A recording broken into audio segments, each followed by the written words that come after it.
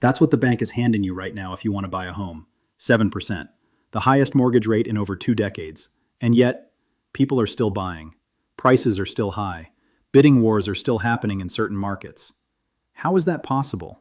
And more importantly, if you're sitting there right now trying to figure out whether to buy, wait, rent, or just give up entirely, this video is going to change how you see this moment.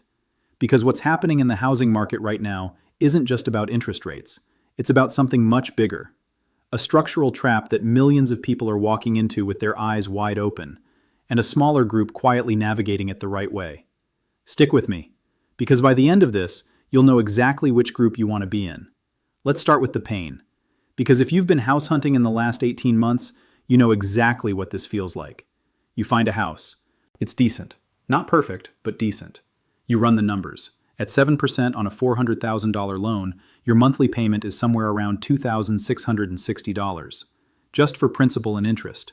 Throw in property taxes, insurance, maybe an HOA, you're looking at $3,200, $3,400 a month easy. And here's the gut punch. That same house, bought in 2020 at a 3% rate, would have cost the previous owner maybe $1,600 a month. So prices didn't fall enough to compensate for rates doubling. The monthly cost of homeownership has nearly doubled in 4 years, and wages haven't come close to keeping up. This is the confusion most people are sitting in right now. It feels unfair, it feels rigged, and in some ways, it is. But the question isn't whether it's fair. The question is, what do you do about it? Here's what most people miss. They look at the rate and they panic, or they wait. And waiting sounds smart, but there's a hidden cost to waiting that almost nobody talks about. And that's where the real mechanism lives. Let me walk you through it step by step. Step 1. Rates went up fast, the fastest in 40 years. The Federal Reserve took its benchmark rate from near zero to over 5% in about 18 months. Mortgage rates followed. This was the most aggressive hiking cycle since Paul Volcker broke inflation's back in the early 1980s. Step 2. Sellers froze. Here's something that almost never gets explained properly. When rates spike, sellers don't just lower prices to match. Most of them hold. Why? Because 60% of American homeowners with a mortgage have a rate below 4%.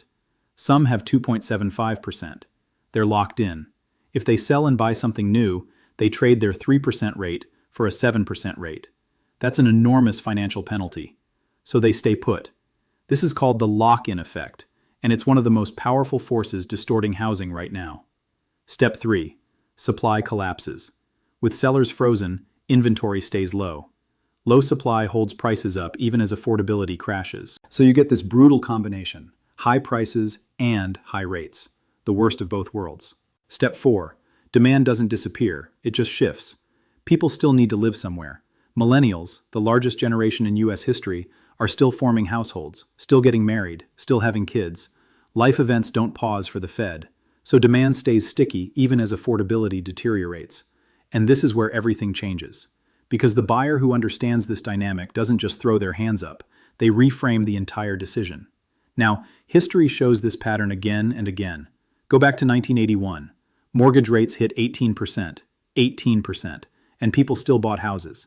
Not because they were reckless, but because they understood something crucial. The rate you buy at is not the rate you're stuck with forever. In 1981, anyone who bought at 18% and refinanced just 3 or 4 years later, when rates dropped dramatically, made an enormous amount of money, both on the property appreciation and the payment reduction. Look at 1994. Rates jumped sharply. The housing market stalled. Buyers who waited for the perfect moment missed one of the strongest runs of property appreciation in the following decade.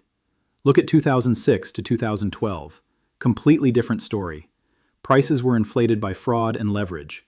The fundamentals were broken. Buying there was genuinely dangerous. The difference matters. And look at 2018 to 2019, a mini version of what we're seeing now. Rates rose to around 5%.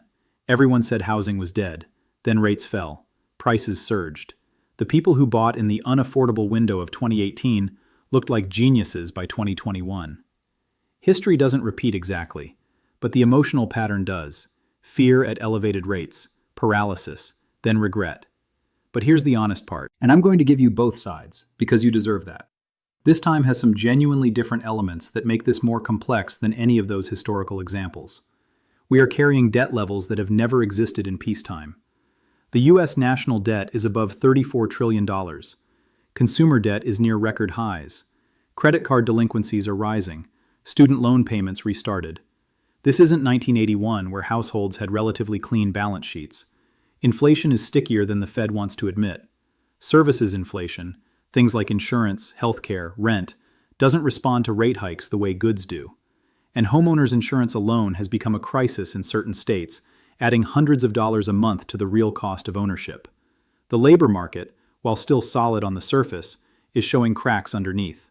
Full-time employment has quietly been falling, while part-time numbers hold up the headline. If a recession does arrive, and the yield curve has been inverted longer than almost any time in history, which has preceded every recession for 50 years, housing markets in overextended areas could feel real pain. And geopolitically, we're in a more volatile world than we've seen in decades. Oil, supply chains, dollar dynamics, all of it feeds into inflation, rates, and ultimately, your mortgage payment. So the question isn't just, should I buy? The question is, how do I buy without making it a financial catastrophe if things get worse? Here's what happens next, and what smart money is watching. Phase 1 is what we're in right now. Rates are high, inventory is low, prices are sticky. The market is frozen but not crashing, at least not broadly. Pockets of weakness are appearing in overbuilt Sunbelt metros. Some Florida and Texas markets are softening, but coastal supply-constrained markets are holding firm.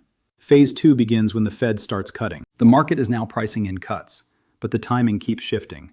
When cuts arrive, here's what happens almost immediately. Mortgage rates start to fall. The lock-in effect begins to thaw. Sellers who've been waiting come to market. Inventory rises slightly. But, and this is critical, so does buyer demand. Both sides of the market wake up at the same time. That means the window of opportunity to buy before prices re-accelerate may be smaller than people expect. Phase 3 is the refinance wave.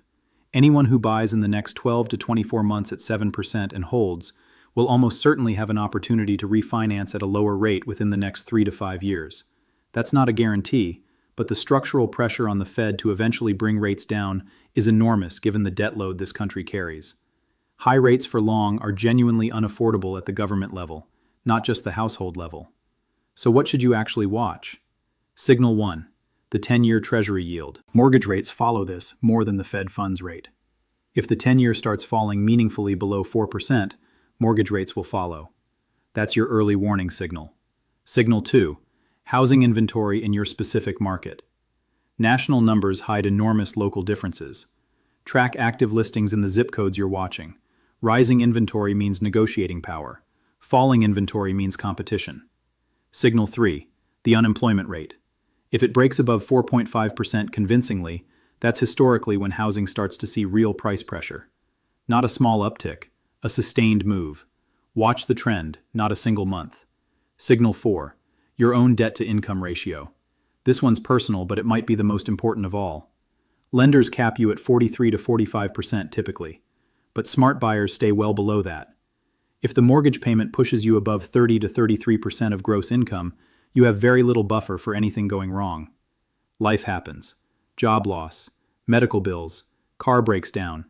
You need margin. Here's the honest conclusion, and I want you to hear this clearly.